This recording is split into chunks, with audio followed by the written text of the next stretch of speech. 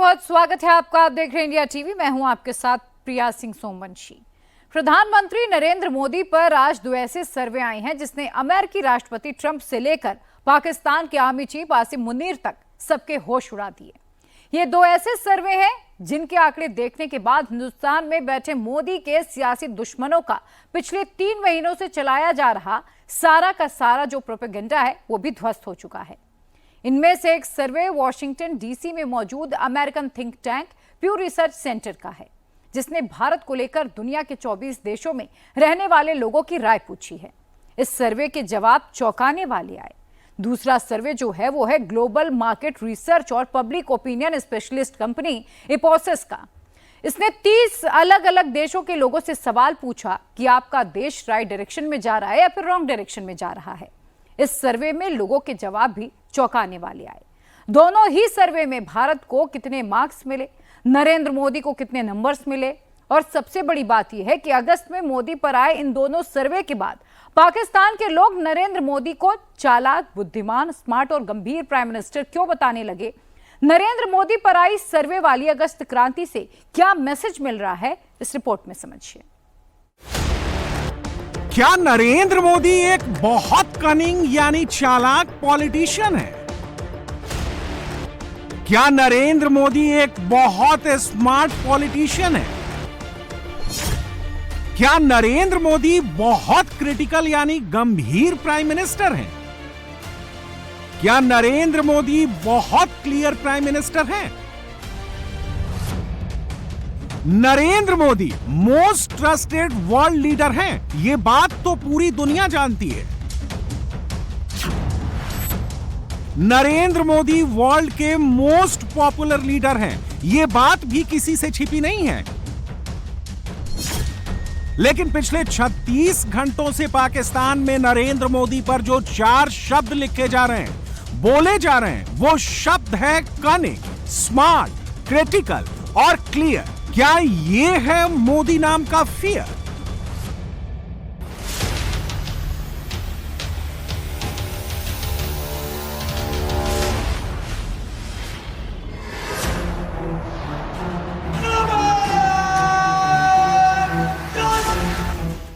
इतना ही नहीं, आप ये जानकर चौंक जाएंगे कि पाकिस्तानी पिछले 36 घंटों से नरेंद्र मोदी की 15 अगस्त वाली स्पीच की स्टडी कर रहे हैं। मोदी की कही एक एक बात का मतलब डिकोड कर रहे हैं। आज किले की प्राचीन ऑपरेशन सिंदूर के वीर जाबाजों को सैल्यूट करने का अवसर मिला।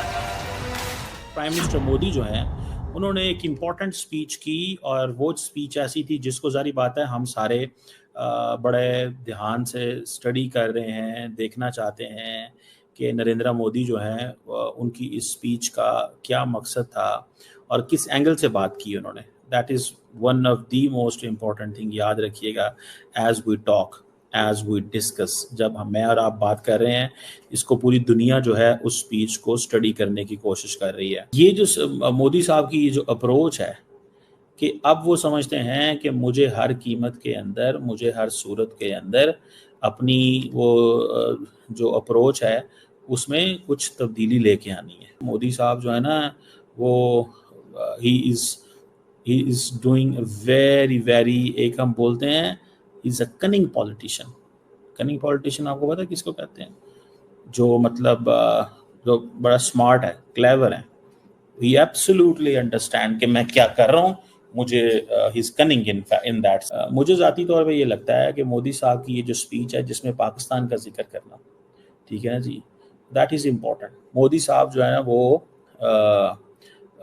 बहुत क्रिटिकल है एंड क्लियर है कि नहीं, पाकिस्तान को नहीं छोड़ना होगा।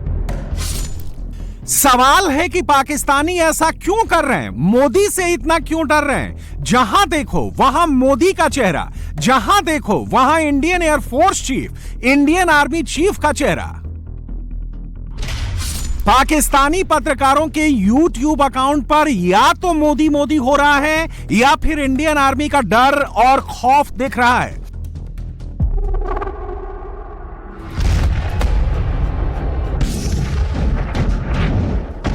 ऐसा क्यों है, इससे जुड़ा एक बहुत बड़ा खुलासा आज हुआ है।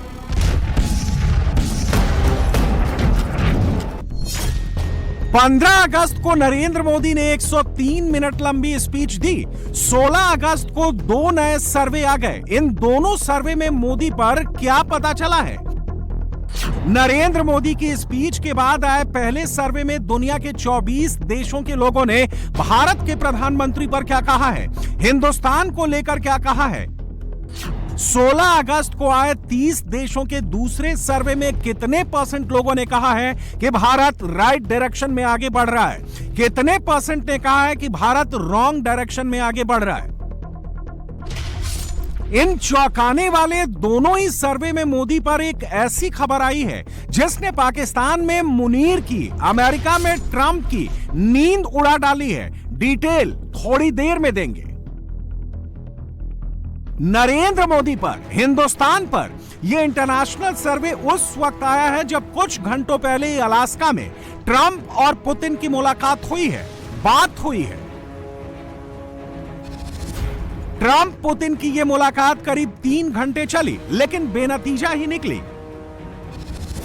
भारत पाकिस्तान के बीच सीज फायर का झूठा क्रेडिट लेने वाले ट्रंप अलास्का में हुई समिट में यूक्रेन के खिलाफ सीज फायर के लिए पुतिन को मना नहीं पाए।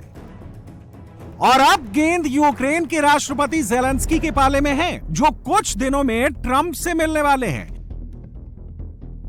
मगर इससे पहले कि ट्रंप एक बार फिर रूस यूक्रेन के केस में क्रेडिट लें, एक बार फिर खुद को दुनिया का शांति दूत बताएं, भारत सरकार ने डिप्लोमेटिक बाउंसर मार दिया है। अलास्का समिट पर मोदी सरकार ने जो प्रेस रिलीज जारी की है उसमें देयर लीडरशिप यानी पुतिन ट्रंप को ज्वाइंट क्रेडिट देकर ट्रंप का गेम बिगाड़ दिया है। और नरेंद्र मोदी के इस अग्रेसिव डिप्लोमेसी की वजह से ही, नरेंद्र मोदी के इस पावर शो की वजह से ही दुनिया के अलग अलग देशों में हिंदुस्तान की पकड़ मजबूत हुई है। इसका खुलासा प्यू रिसर्च के सबसे लेटेस्ट सर्वे में हुआ है। 24 देशों में हुआ यह सर्वे 8 जनवरी 2025 से 26 अप्रैल 2025 के बीच किया गया था, मगर इसका डेटा अब जारी किया गया है। सर्वे में 24 देश के लोगों से सवाल था कि आप भारत को लेकर फेवरेबल व्यू रखते हैं या अनफेवरेबल व्यू रखते हैं। इसके जवाब में जो औसत आया है उसके मुताबिक 24 देशों के 47% लोग भारत को लेकर काफी फेवरेबल व्यू रखते हैं, जबकि 38% लोग अनफेवरेबल व्यू रखते हैं। इन 24 देशों की बात करें तो अमेरिका के 49%, कनाडा के 47%, ब्रिटेन के 60%, जर्मनी के 57%, इटली के 54%, स्वीडन के 52%, फ्रांस के 50%, नीदरलैंड्स के 46%, हंगरी के 45%, जापान के 58%, इंडोनेशिया के 57%, ऑस्ट्रेलिया के 45%, इजराइल के 60%, कीनिया के 65%, नाइजीरिया के 57%, साउथ अफ्रीका के 46% लोग भारत को लेकर फेवरेबल व्यू रखते हैं, यानी सकारात्मक सोचते हैं। भारत को लेकर दुनिया के इन 24 देशों का व्यू अचानक नहीं बदला, यह नरेंद्र मोदी के एफर्ट्स की वजह से बदला है और 1 साल के अंदर बदला है। यानी 2024 में तीसरी बार मोदी के प्रधानमंत्री बनने के बाद से लेकर अब तक दुनिया के अलग अलग देशों का भारत को देखने का नजरिया बदल गया है। उदाहरण के तौर पर 2024 में इंडोनेशिया के 51% लोग भारत के लिए फेवरेबल व्यू रखते थे, 2025 में यह बढ़कर 57% हो गया।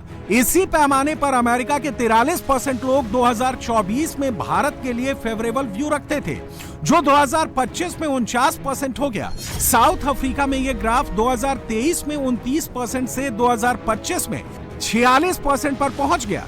फ्रांस के 39 से 50%, जर्मनी में 47 से 57%, स्वीडन में 46 से 62% तक पहुंच गया। यानी भारत में मोदी के सियासी दुश्मन और एलओसी के उस पार पाकिस्तान जैसा दुश्मन, जो पिछले 3 महीनों से ये चिल्ला रहे हैं कि ऑपरेशन सिंदूर के बाद दुनिया ने भारत का साथ नहीं दिया, किसी ने मोदी को नहीं सुना, आज उन सबकी बोलती प्यू रिसर्च के इस लेटेस्ट सर्वे ने बंद कर दी है। और सिर्फ बोलती ही नहीं बंद की, पाकिस्तान में तो बाकायदा पैनिक शुरू हो गया है। मोदी मार देगा, मोदी नहीं छोड़ेगा, ऐसी कमेंट्री होने लगी है।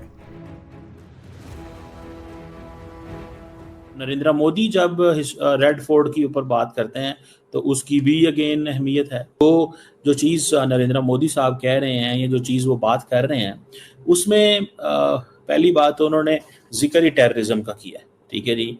और उन्होंने कहा जी कि पाकिस्तान से जो दहशतगर्दी आती है वो हमें काबिल कबूल नहीं है।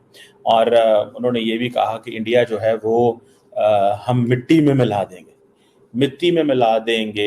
दिए टेरर कैंप्स इन पाकिस्तान।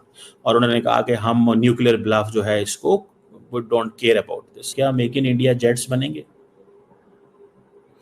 ठीक है ना जी। अब वो इसके ऊपर भी जा रहे हैं, वो कह रहे हैं हर चीज़ खुद बनाओ। आज शुरू करोगे तो 50 साल बाद, 10 साल बाद, 20 साल बाद, 30 साल बाद ये चीज़ चलेगी। और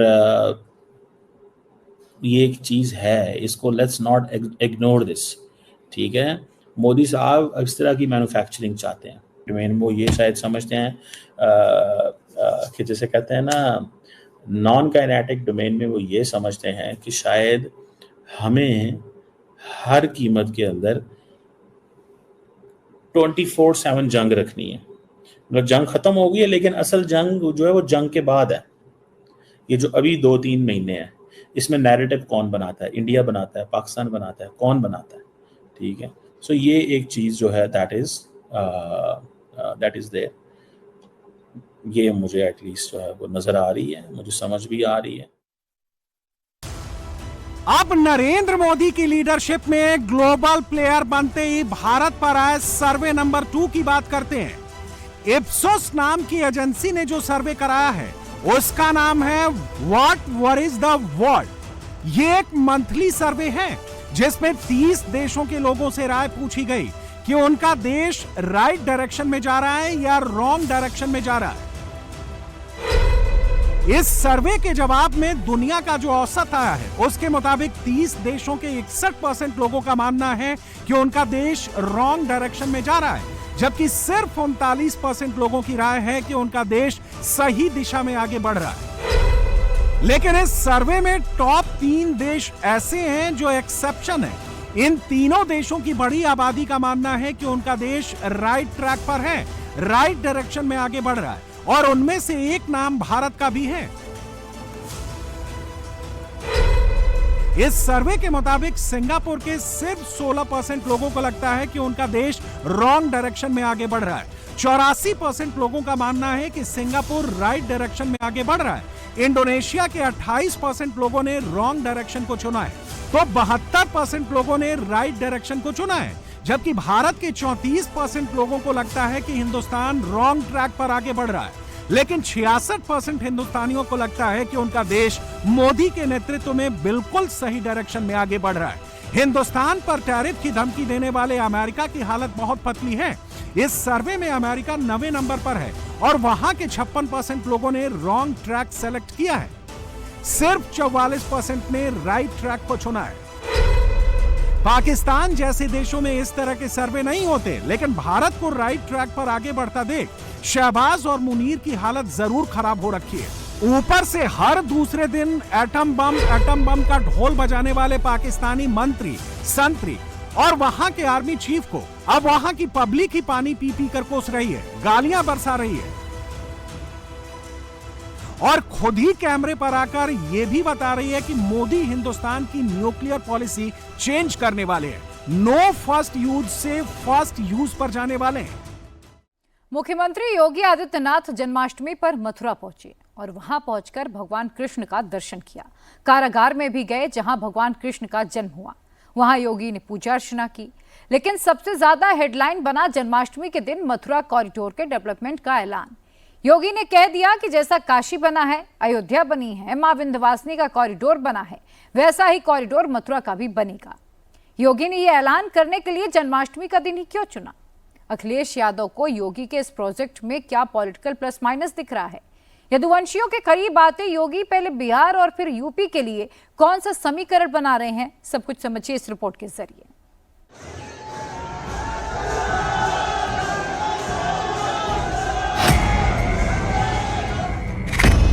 योगी आदित्यनाथ अचानक मथुरा क्यों पहुंचे?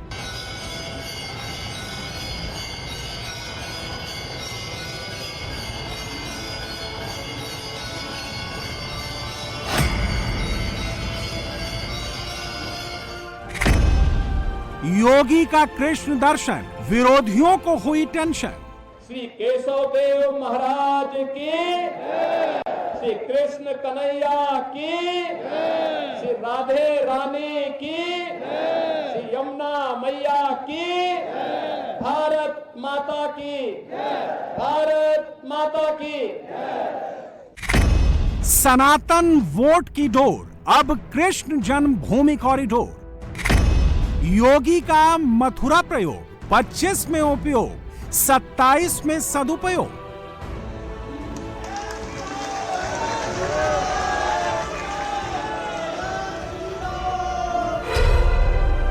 वैसे तो योगी मुख्यमंत्री हैं, मथुरा कभी भी आ सकते हैं, लेकिन जन्माष्टमी पर ही योगी के मथुरा आने का मतलब बड़ा हो जाता है।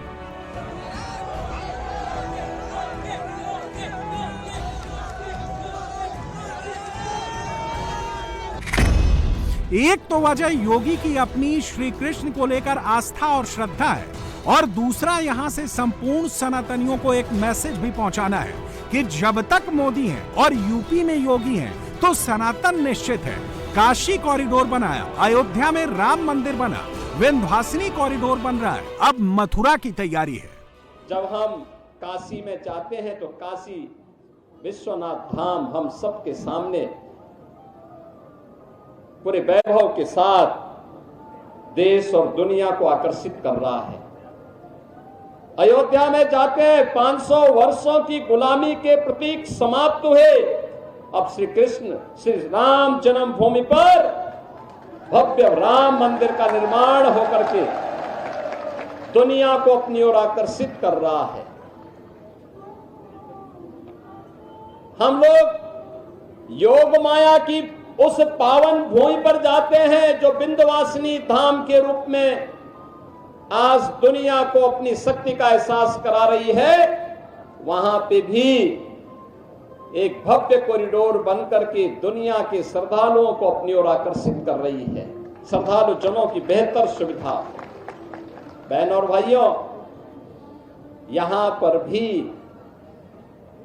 श्रद्धालु जनों को, आने वाली कोटि कोटि श्रद्धालु जनों की सुविधा के साथ ही 5000 वर्ष से अधिक की पौराणिक विरासत के संरक्षण के लिए आधुनिक विकास की प्रक्रिया के साथ जोड़ने के इस अभियान के साथ हम सबको मिलकर के कार्य करना होगा।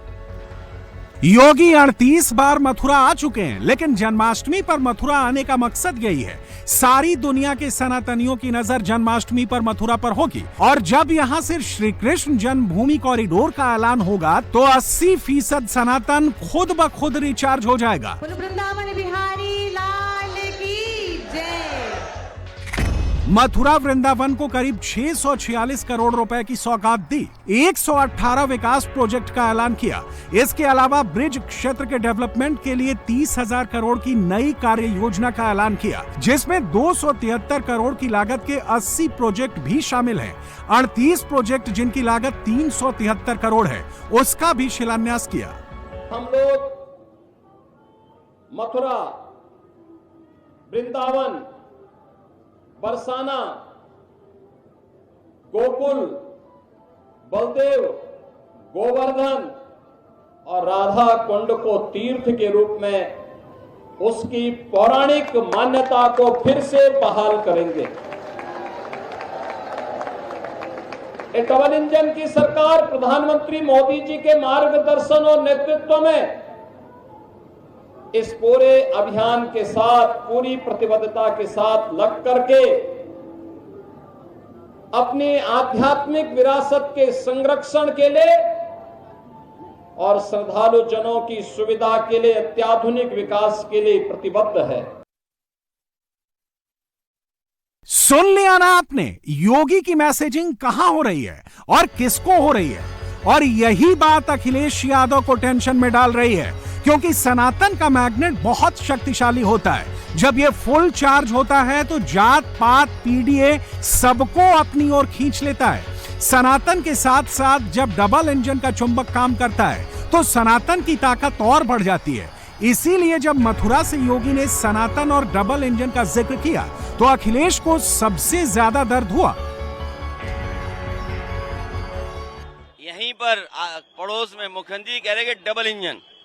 अब इनके इंजन गिनो। मेयर एक इंजन, सांसद दूसरा इंजन, सांसद जी मंत्री हैं तो उनका भी एक इंजन छोटा सा, और प्रधानमंत्री वो इंजन, मुख्यमंत्री वो इंजन, डिप्टी सीएम वो इंजन, डिप्टी सीएम और एक और, तो इतने इंजन है। बताओ, इतने इंजन, और क्या कह रहे हैं कि डबल इंजन की सरकार। सच्चाई ये है कि न जाने कितने इंजन हैं, न जाने कितने इंजन हैं जो एक दूसरे को अब टक्कर मार रहे हैं।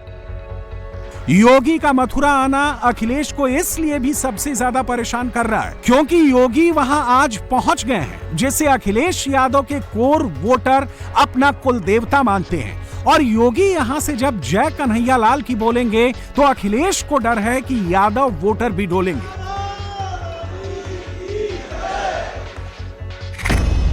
बिहार में 2025 में चुनाव है। यहाँ करीब 14% यादव वोटर हैं। मगध, मिथिलांचल, सीमांचल में बड़ा फैक्टर, 100 से ज्यादा सीटों पर असर। ये आरजेडी के कोर वोटर हैं। बीजेपी की कोशिश है इस कोर वोट में सेंध लगाने की। इसी तरह 27 में यूपी में विधानसभा चुनाव है। यूपी में यादव फैक्टर, यूपी में करीब 11% यादव हैं, जिनका पूर्वांचल और ब्रज में बड़ा दखल है और ये करीब 100 सीटों पर असर डालते हैं। समझना मुश्किल नहीं है कि जब भगवान कृष्ण का कॉरिडोर बनेगा तब सनातन वोटर्स के साथ जो भगवान कृष्ण को अपना कुल देवता मानते हैं उन पर भी यकीनन असर पड़ेगा। और बीजेपी प्रतीकों से संदेश पहुंचाने में माहिर है। योगी का मथुरा आना इसी रणनीति का हिस्सा है। इसीलिए मथुरा कॉरिडोर के ऐलान के लिए योगी ने जन्माष्टमी का दिन चुना। जन्माष्टमी के मौके पर मथुरा के कृष्ण जन्मभूमि मंदिर को सजाया गया है। मुख्यमंत्री योगी भी मथुरा पहुंचे और कृष्ण जन्मभूमि मंदिर जाकर पूजा अर्चना की, कान्हा की आरती की। कारागार में भी गए जहां भगवान कृष्ण का जन्म हुआ था। घंटों वहां पूजा की।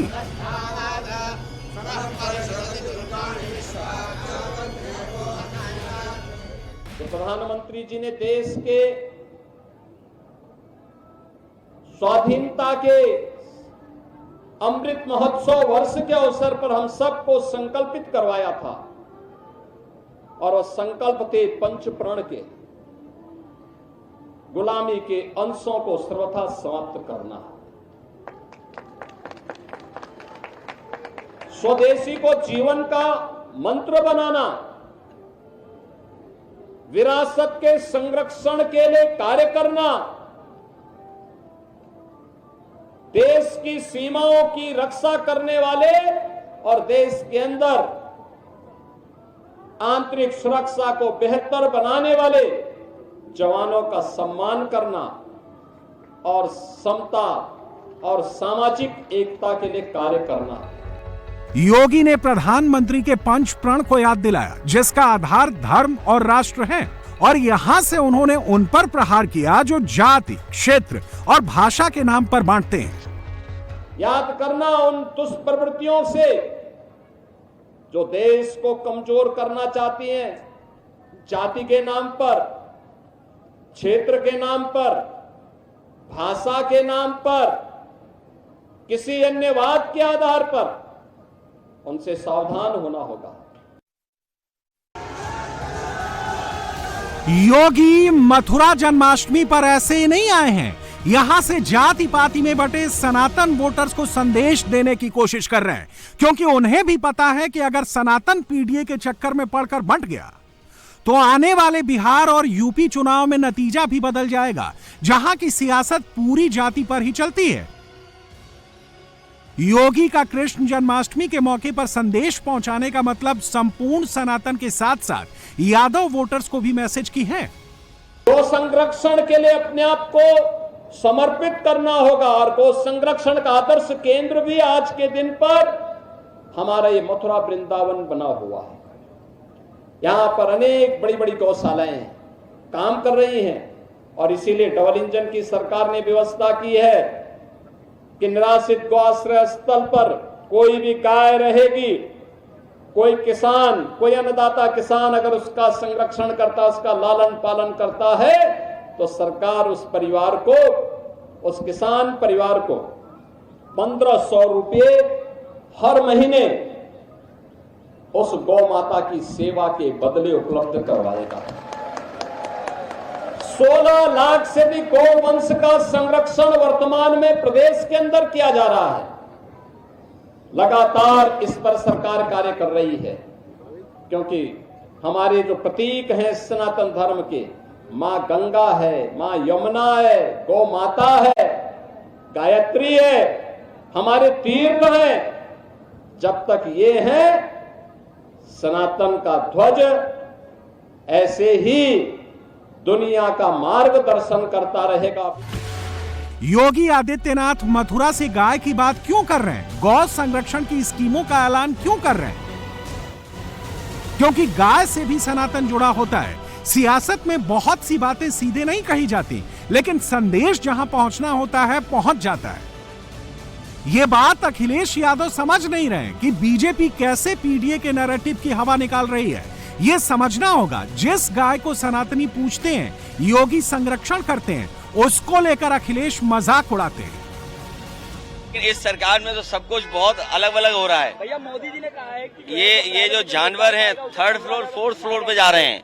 आप सोचिए, जानवरों के लिए कई 100 करोड़ रुपए सरकार खर्च करती है, लेकिन खर्च नहीं हो रहा, इनकी जेब में जा रहा है। और उसका परिणाम यह है कि कई बार जानवर 1 मंजिल 2 मंजिल 30 मंजिल पे पहुंच जा रहे हैं। इसलिए गरीबी बेरोजगारी से लड़ाई बढ़ी है, महंगाई बढ़ी है, रोजगार है नहीं, नौकरी है नहीं, इलाज है नहीं, भ्रष्टाचार बढ़ा है। इनके मंत्री लोग भ्रष्टाचार कर रहे हैं और पीडीए के लोगों का दम घुट रहा है वहां पर। बीजेपी में पीडीए के लोगों का, चाहे वो विधायक हों चाहे और पद पर बैठे हों, उनका दम घुट रहा है, गला घुट रहा है। वो देखिएगा बहुत जल्दी भारतीय जनता पार्टी का साथ छोड़ देंगे।